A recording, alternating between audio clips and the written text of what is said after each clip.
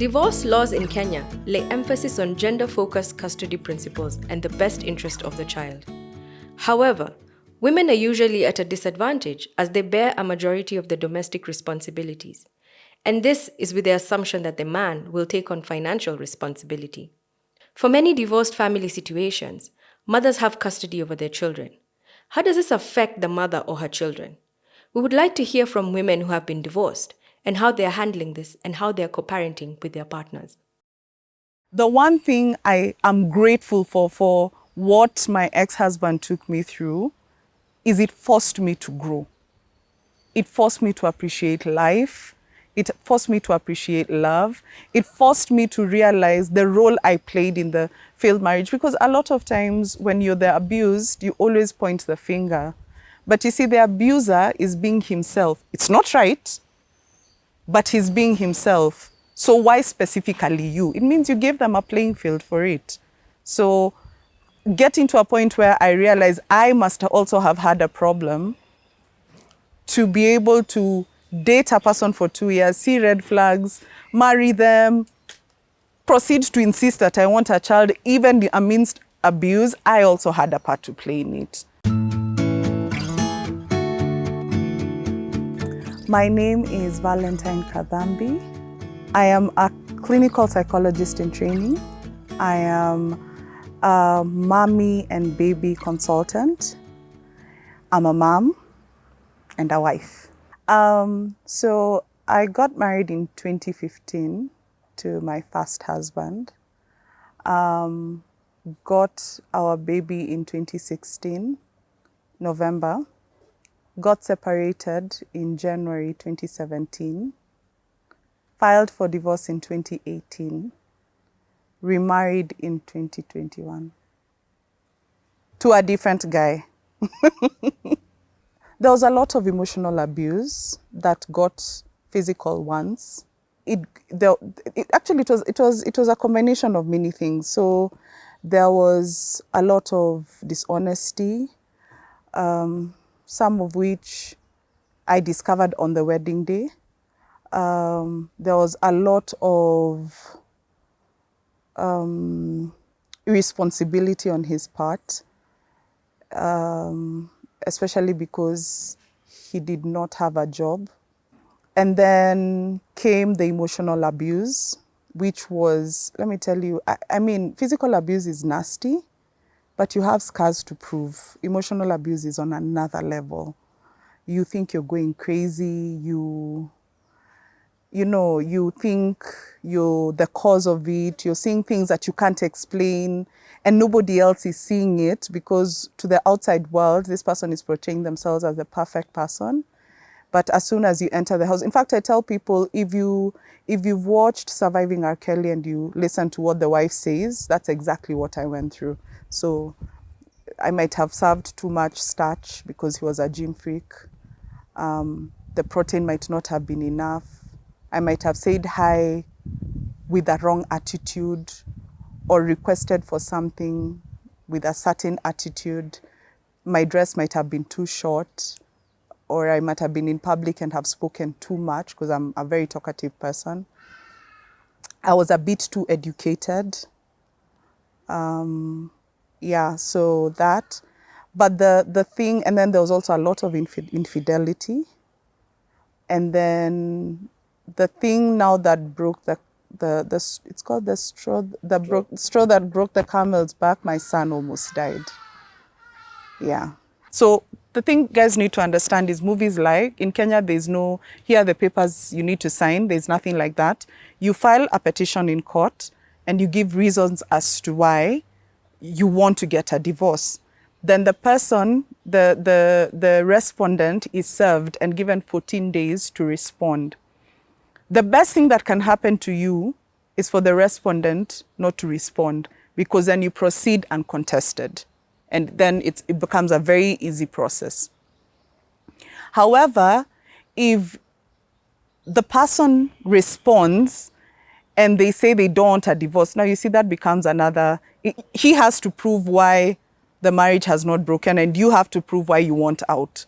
And then things like, for example, emotional abuse. I remember during my proceeding being asked, have you ever been beaten? No. Have you ever been, has he ever slapped you? I'm like, no, but he pushed me. That's physical abuse in itself. And the fact that he didn't slap me, but he emotionally abused me. But you see, how do you show that? Another thing that is also very hard to prove is infidelity. Infidelity is not a kiss. It's not, I know they were with ABCD. It's you have proof and receipts of, you know, a sexual act that actually happened. Yeah, so that can either be a child that was born out of the relationship or photographic evidence of that these two actually had sex. So even if they're together naked in the room, you need to show that sex happened. Yeah. So I filed under under irreconcilable differences, which is always easier, and I stated the reasons why. So I talked about cruelty, I talked about being abandoned, I talked about, gosh, I've forgotten what else. There are three things. I mean, I talked, the emotional abuse was put under cruelty, but you also have to really break it down and it has to make sense. So the respondent now chooses how they'll respond. Are they okay with it? But if they're okay with it, they might say, yes, I want a divorce, but not for these reasons, and they do a counter petition. My process took, from when I petitioned to when the divorce went through, took about 6 months. Women are not aware of their rights. As we speak, the marriage laws, they don't distinguish between man and woman. Especially when it comes to matrimonial property, the Matrimonial Property Act talks about spouse. The previous acts would say husband, wife, but now it is spouse. So there is no gender differentiation. But because of how society is, the woman more often than not is disadvantaged. My name is Angela Munga Mwadumbo. I'm an advocate of the High Court of Kenya.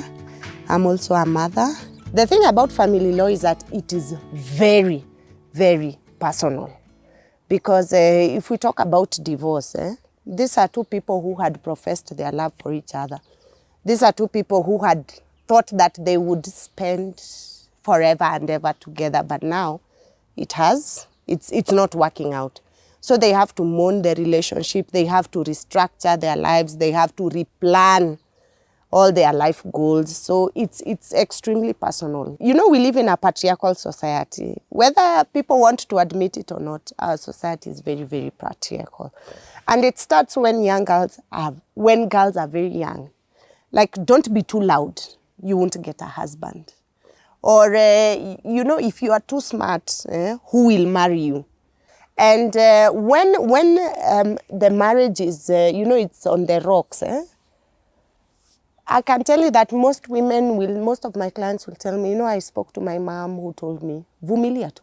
You know, if you go to your elders or the older women, they'll tell you marriage is not easy. Before we even get to the part that marriage is not easy, you'll be asked, what did you do to your husband? What did you do? What is the problem? You know, just cook. You know, if you're saying he wants me to cook, then you want to hire help, you know, you'll be told, just cook, just please him. And that cuts across almost all the cultures. So it really does play a role. Those nuances, and it starts from when people are very young. You see, if you are a tomboy, then you want to go outside and play football, you want to get dirty, people will tell you, and what kind of a wife will you be? Whether they are doing it, you know, they do it subconsciously. So it really does play a role, because society has placed the onus of a marriage working on the woman. And it is always the woman's fault. Why isn't it working? If the man cheats, or you didn't, you know, you didn't keep yourself, you didn't, what aren't you doing? You see? So it really does play a role. So my personality is what was greatly affected. So I was not a good enough wife, I was not a good enough friend, I was not a good enough sister-in-law, daughter-in-law, daughter to my parents, a sibling to my sister. I was basically useless. I was too dark. I was fat. And these are not things you can put a switch to it and change. So it starts affecting your psyche because you start, it's you, it's things you cannot change. So, and at some point, I remember I started developing suicidal thoughts, which I shared with him. And of course, it became another reason to be, insulted and all that. Then when I left, I left under really, really hard circumstances because my son was really unwell. And as I left in 2017 of January, I think he was about 2.5 months. And now, again, having a failed marriage affected me even more because on one hand, there's a sick child. The provision bit was not a big deal because either way I was the one providing. So having to deal with now, is my child going to make it or not? Fear of, okay, now that I've left my husband, then what does it mean for my son not to have a father? When it comes to divorce and parental responsibility, I'll start from the law. Marriage and parenting are mutually exclusive. You don't have to be spouses to be considered parents. If we go back to the Constitution, parental responsibility should be shared equally by both parents. But how does divorce affect parental responsibility? I'll start by saying it does not affect parental responsibility because whether you are divorced or not, that child has to eat, that child has to go to school, that child has to have health care. But what would be affected by divorce is the actual care and control of the minor. Because the marriage has broken down, it means that now the father and the mother will no longer live under the same roof. So the parents have to decide who will be the primary caregiver. Even though parties can have equal joint legal custody. You see, legal custody basically means who has the right to make a decision over the child. For example, if the child, who gets to decide which school the child will go to? If the child is sick, and there is a medical consent form that needs to be signed, who gets to sign that consent? So when parties have equal legal custody, that is what is meant by that. But then the parties can decide who will be the primary caregiver. Like who will have the child during the week, then you have the child over the weekend. So that is what is affected by divorce. But actual responsibility over the child, it doesn't matter. But then, of course, when parents are under different roofs, it means that one person can have the luxury of avoiding to take care of the child, because if you are not seeing the child daily, you are in a position to ignore the fact that there is no food. But if you are the primary caregiver of that child, they have to eat in the morning, in the evening.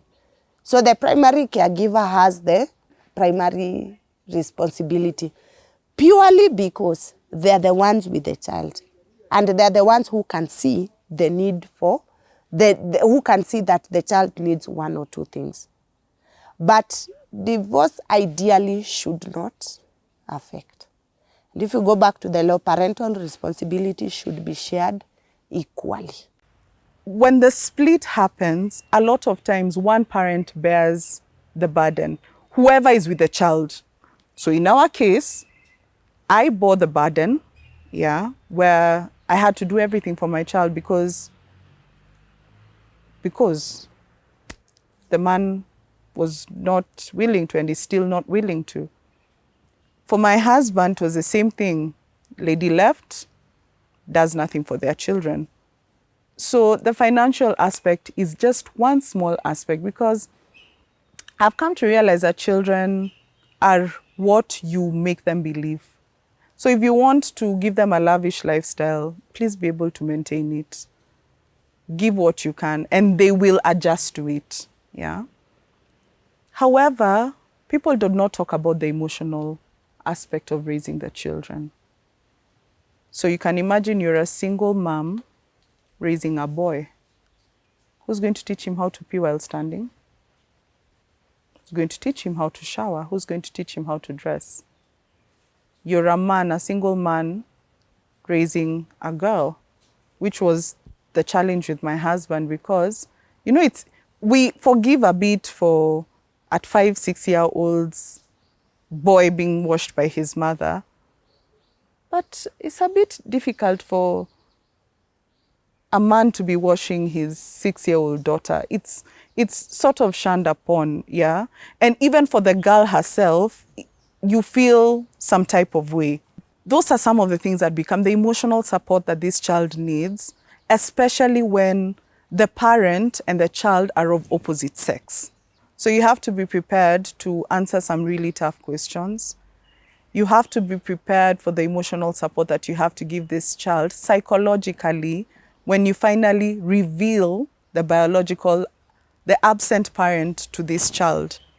Yeah. So at some point, I will have to tell my son, this is what happened. Yeah. So as much as I'm no longer a single parent at the moment, there are certain burdens that I still have to carry. My husband cannot adopt my son legally unless his 5-year absentee father consents to it. Yeah. And that's how warped our legal system is. Yeah. If he shows up 10 years from now and says, if I'm to die today, and he comes and demands for the child, he has an upper hand in getting that child than my mother or my husband. Yeah. Despite the fact that he's a stranger to the child. The other thing is that the Kenyan law is really hard on the men. So even the men who are parenting as single parents are constantly on edge because anytime, if the woman coughs that child for as long as they're below, let's say 10 years, they call it their tender years, that child can be taken away. Yeah, it will take a lot of you proving that this woman is not capable of raising the child. So we're having single fathers who are out there who want to raise their children but are having it hard and living with anxiety and constant fear of losing their children. And as such, even as they move on to remarry and things like that, it becomes very difficult for them to settle in because they might do something that might, So the dynamics of single parenthood are insane. It cannot be summarized in one conversation. And let me tell you, finances are a very small part of it. So for me, I struggle when I see women going to court and fighting that this man must provide. So the court will say that he will provide. And then when he doesn't, you'll keep going back to court. Spare that energy and put it towards raising your child. Move on. Realize that you got a sperm donor. You're now the only parent that this child has. Do what you can. Because otherwise you end up wasting the little resources that you have crisscrossing these streets in court because they were to deliver money. They did not. So now we go to court. He was to come on Saturday to see the child. He did not. Now we go to, really. When will you ever move on?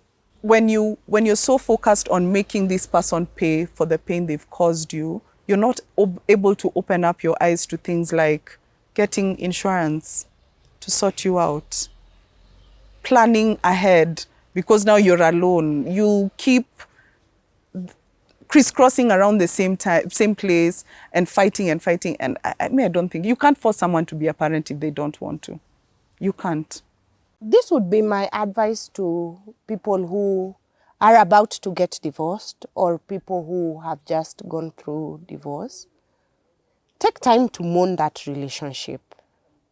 And it is okay to feel sad. It is okay to seek counseling. It's okay to be unsure because you had a plan. And the plan was you are going to spend the rest of your life with this other person. Maybe you had joint investments and that has come to an end. So take time to mourn that relationship and then it is okay that it is over. There's life after that. And I would like them to know that I promise them that it gets better. It gets better with time and not to be afraid to try again because maybe you are just not compatible. it has nothing to do with you. Or if maybe with the benefit of hindsight, you see that there are some things that can be done differently when you move on, take that as a lesson and not as a measure of who you are. Because we keep growing, we keep changing. Some spouses just grow apart because they are on the same page at one time, but they just grew apart. Some people are just not compatible. It says nothing to the core of your being. So it gets better. There's life after divorce. Even though the divorce cases are rising by the day, marriage still works. There are still people who are celebrating 70 years, 30, 40, 20, 10, 5. Maybe that one was not just your person. From where I come from, we say maybe that was not your rib. Doesn't mean that your rib is not out there. So it gets better and it's not the end of the world. And I think people who go for divorce are very strong to put themselves first. Co-parenting and divorce needs a lot of maturity. It needs you to put your egos aside and realize that you're two grown-ups who made your own choices, and now there are children who are involved who are not part of that plan. You just brought them here out of your own volition. They did not choose to be in this situation. So while you're busy fighting your fights, your egotistic fight, because it's purely ego, there's nothing else. It's an ego fight, yeah? How about to just take a step back and ask yourself, what type of parent are you truly to your child? Are you trying to convince yourself that you're a good parent by showing the other person's weakness, not forgetting that you're removing a speck when there's a log in yours? No one is perfect. We've all made mistakes. It takes two people to make a relationship fail, yeah? And I dare say this, even in an abusive relationship, it takes two people. And not that I am not condoning abuse. I'm an abuse survivor. I do not condone it. But it takes two people to fail any relationship. So put your ego aside and at least do one thing right. Since your marriage didn't work, do one thing right for these children.